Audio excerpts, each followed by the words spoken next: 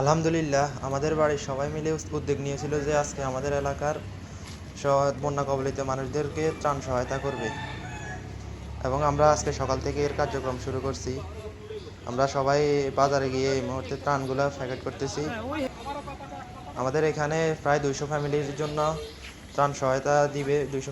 ত্রাণ সহায়তা দিবে আমাদের বাড়ি থেকে। আমরা এখন এগুলা পিকআপে তুলে আমরা এগুলো আমাদের এলাকায় নিয়ে যাব, এরপর সবার মাঝে দান করে দিব।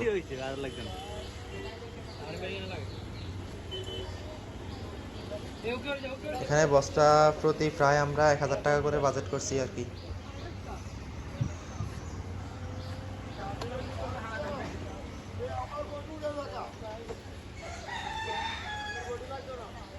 আমাদের প্রায় পুরো এলাকার সব ফ্যামিলি পানিবন্দী। আমরা এটা হচ্ছে আমাদের এলাকার দোকান। এখানে সবাইকে বলছে, সবাই এসে তাদের ত্রাণগুলো নিয়ে যাচ্ছে।